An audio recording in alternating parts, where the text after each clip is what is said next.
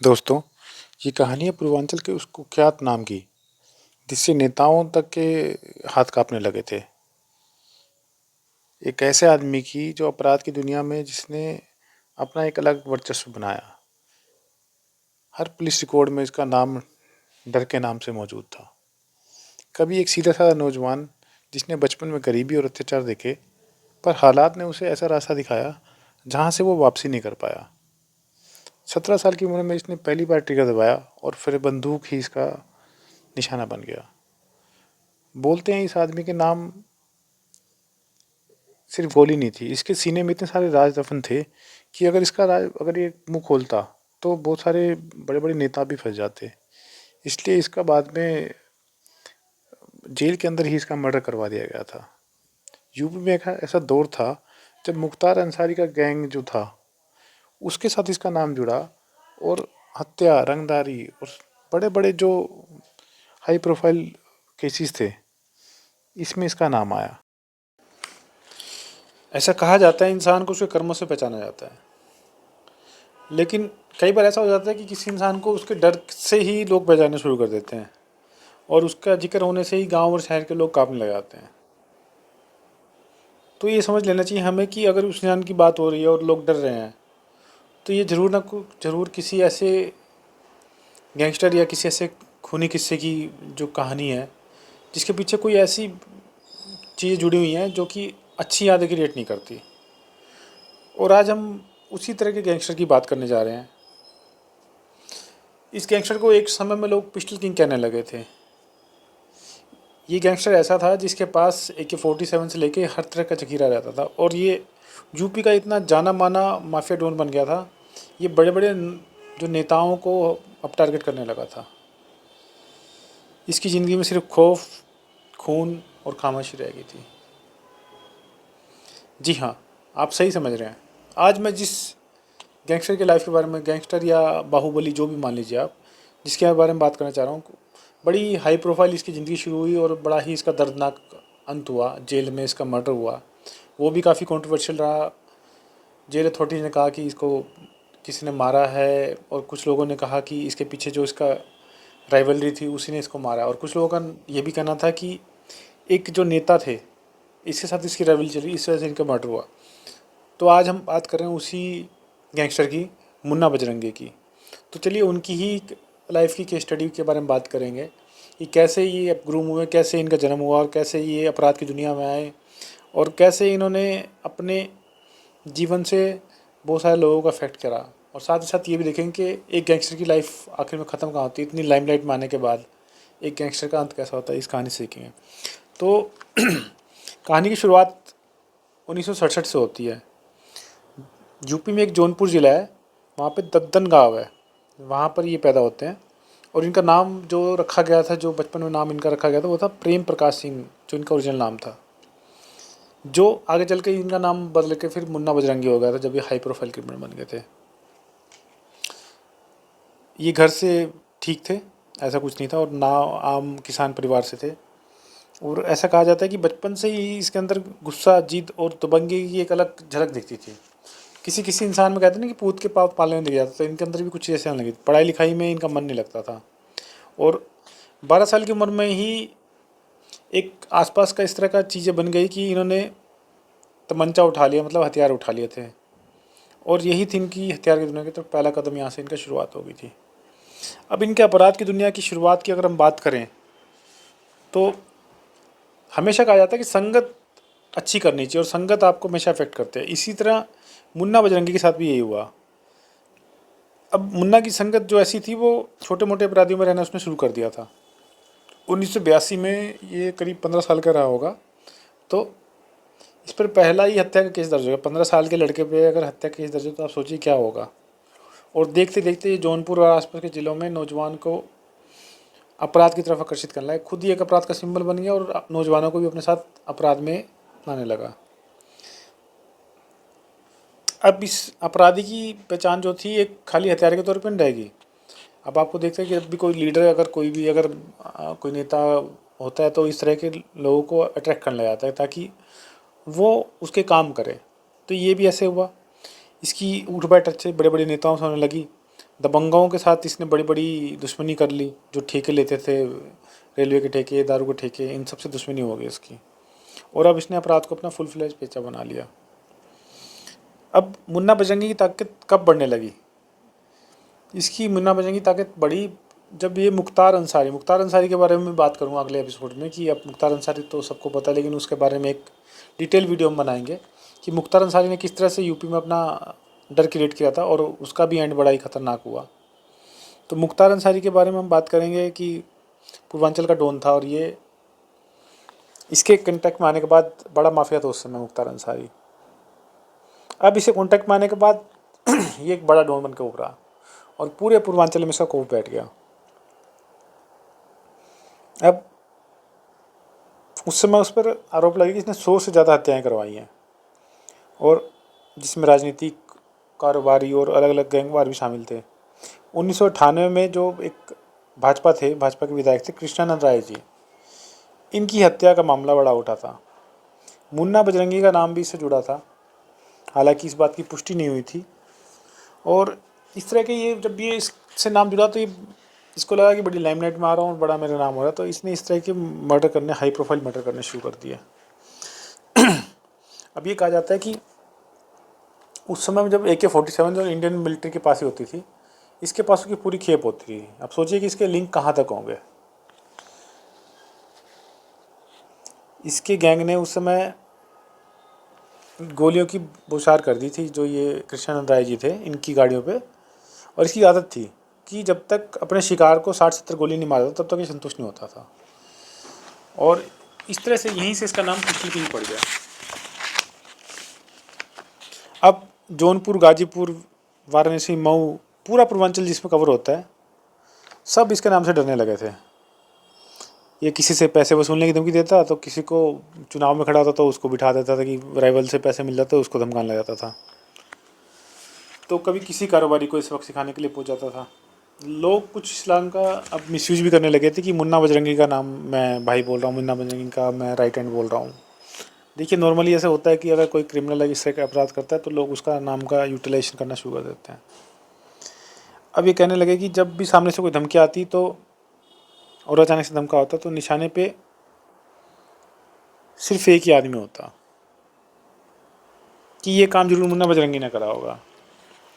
और इस आदमी की खासियत क्या थी कि एक तो अत्याधुनिक, जो सबसे अत्याधुनिक हथियार थे अपने पास रखता था, जैसे AK-47 हो गया। इवन ये भी कहते हैं कि इसके पास विदेशी पिस्टलों की भी एक खेप थी।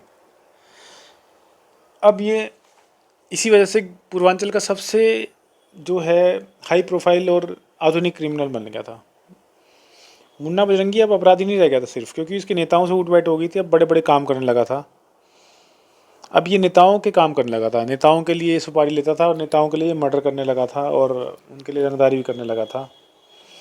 बहुत सारी राजनीतिक हत्याएं करी, जो मतलब नॉर्मली आप क्रिमिनल्स देखोगे तो वो किसी बिजनेसमैन की मर्डर करते हैं, लेकिन ये अब नेताओं को ही मारने लगा था। मुख्तार अंसारी से इसकी अच्छी दोस्ती तो इसने कृष्णानंद को मार दिया, जो भाजपा के विधायक थे उस समय। इससे इसको बहुत सुर्खियाँ मिली। अब 2009 में क्या होता है कि दिल्ली पुलिस की स्पेशल सेल होती है, इसे गिरफ्तार कर लेते हैं मुंबई से। उस समय इसके खिलाफ 40 से ज़्यादा मुकदमे दर्ज हो चुके थे। उसमें हत्या के भी थे, अपहरण के भी थे, रंगदारी भी थी, गैंगवार भी थे, सब थे इसके अंदर। तो ये सब चलते चलते अब हम आगे बढ़े से पहले मैं आपको कुछ चीज़ें बताना चाहूँगा। इसके जो कुछ एक केसेस जो इसने करे थे, जो बड़े हाई प्रोफाइल रहे थे, जो इसने मर्डर किए थे, उसमें जो नेताओं के मैं बताऊँगा बड़े केस क्या थे। एक तो इसने भाजपा के नेता थे रामचंद्र सिंह, उनको इसने दिन दिहाड़े मार दिया था। भानु प्रताप सिंह और उनके गनर को भी इसने आलमगीर में मौत के घाट उतार दिया था। सबसे बड़ी बात है कि इसने कत्ल करने के बाद सरकारी गन भी उनको लूट ली थी और उसे लेकर अदालत में पहुंच गया, लेकिन बाद में गवाहों को बताया, इतना डरा धमका दिया, इसके खिलाफ कोई सबूत नहीं मिला और ये वहाँ से बरी हो गया।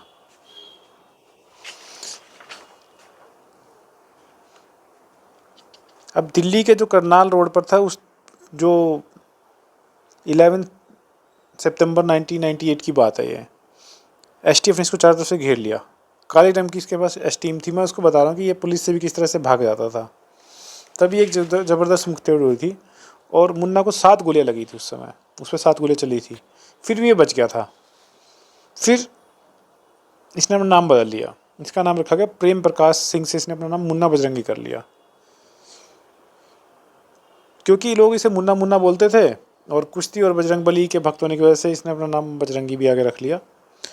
ये सिर्फ नाम नहीं था, खौफ का पर्याय बन चुका था। और ये मुख्तार अंसारी का राइट हैंड था। ये तो मैंने आपको सब चीज़ें बता ही दी हैं। कृष्णानंद हत्याकांड जो मैंने आपको बताया, ये भी बड़ा हाई प्रोफाइल हत्याकांड था। इसने भी इसको बड़ा फेम दिया। और मैं एक थोड़ी सी उसके बारे में स्टोरी बताऊँगा किस तरह से उसकी हत्या करी गई थी। कृष्णानंद जो था, मंगलवार का दिन था और अपने साथियों के साथ जा रहा था एसयूवी में। मुन्ना बजरंगी अपने साथियों के साथ आता है, AK-47 लेके आता है और 500 राउंड बताते हैं कि उसने गोलियाँ चलाई और 67 गोलियाँ सिर्फ कृष्णानंद को। इससे पता चलता है कि ये कितना मतलब खूंखार क्रिमिनल था। मतलब आदमी को मारने के लिए एक या दो गोली काफ़ी होती हैं, इसने 67 गोलियाँ उसको मार दी। अब 2009 में दिल्ली पुलिस ने इसको, मैंने आपको बताया कि इसको हथियारों के साथ अरेस्ट कर लिया था मुंबई से, लेकिन सारे गवाह पलटते गए और ये कानून के शिकंजे से बाहर निकलता गया। 2012 में इनकी पत्नी सीमा सिंह ने भी चुनाव लड़ा और राजनीति में उतरने की कोशिश करी, लेकिन वो हार गई थी। अब इसकी मर्डर मिस्ट्री के बारे में बात करेंगे, किस तरह से इनकी डेथ हुई, कैसे इनका मर्डर हुआ, क्या हुआ। ये बात थी 8 जुलाई 2018 की। झांसी की बागपत जेल में उस टाइम ये बंद थे और 9 जुलाई की सुबह जेल की बैरक से अचानक ही गोलियों की आवाज़ आने लगी कि मुन्ना बजरंगी मारा गया। आरोप किस पर लगा? सुनील राठी। सुनील राठी कौन है? ये भी एक बड़ा गैंगस्टर था। इसकी लाइफ पे भी हम कोशिश करेंगे वीडियो बनाने की, कि ये इसका राइवल था और इसने इसका मर्डर कर दिया। कि सबसे बड़ी लेकिन बात ये उठती है कि आखिर जेल में अगर हथियार पहुँचे तो पहुँचे कैसे? मुन्ना का अगर मर्डर हुआ, किसी ने भी करा, किसी सुपारी दी गई, तो जेल में एक आदमी का मर्डर कैसे कर दिया गया? ये बहुत बड़ा सवाल उठता है। कुछ लोगों ने इसके मर्डर के पीछे इवन मुख्तार अंसारी का भी हाथ बताया कि मुख्तार अंसारी का था इसके साथ कुछ डिस्प्यूट हुआ इसके पैसों को लेकर और इसका मर्डर करवा दिया गया। लेकिन आज भी सारी बात सस्पेंस बनी हुई, क्या रीजन बना, जेल में कैसे हथियार पहुंचे और कैसे हुआ, और इसकी मर्डर आज भी एक मिस्ट्री बन के रह गया। और मुन्ना का नाम एक क्रिमिनल के तौर पे जब लोग याद करते हैं।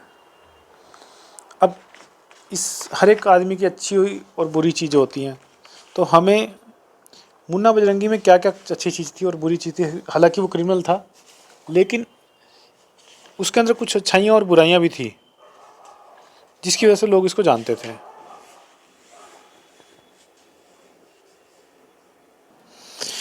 देखा जाए तो क्रिमिनल की लाइफ में सिर्फ खून और खौफ ही होता है, लेकिन इसकी एक अलग इमेज भी थी। गांव के लोगों की, ये गरीबों की मदद करता था।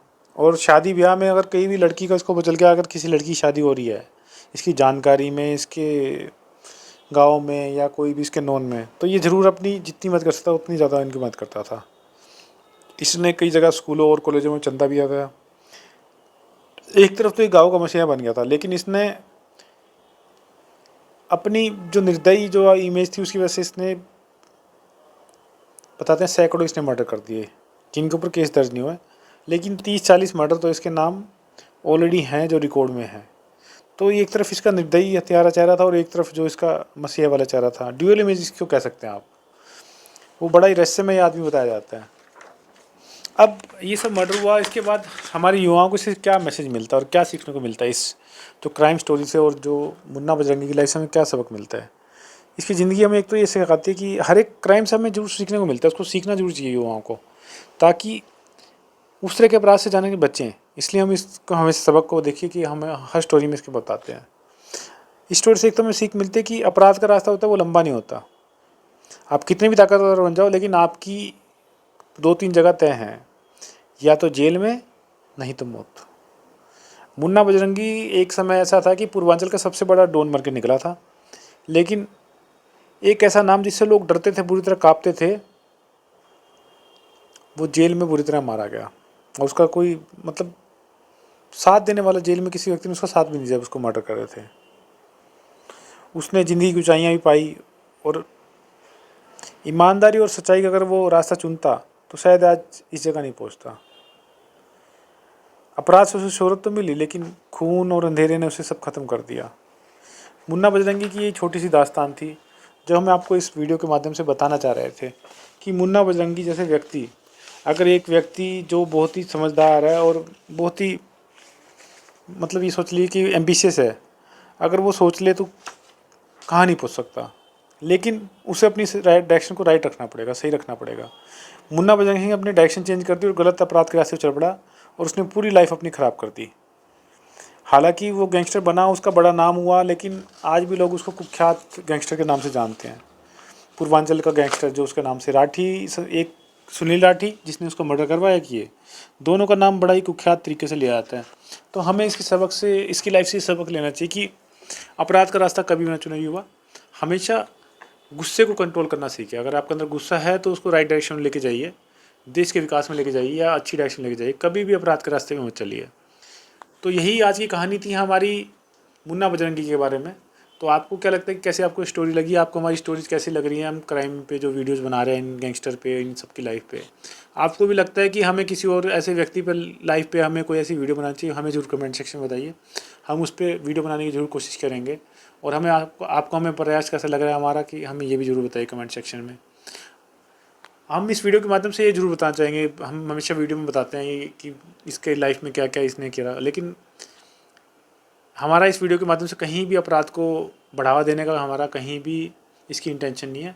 हमारा इस वीडियो को बनाने का पर्पज़ सिर्फ समाज में अवेयरनेस क्रिएट करना और युवाओं को इस तरह के क्राइम से पता चलना कि युवाओं को क्राइम का अंत कैसे होता है, ये सब मैसेज देना है। तो हम फिर से एक नई वीडियो में मिलेंगे, तब तक हमारे साथ बने रहिए भारत गौरव न्यूज़ पर। धन्यवाद।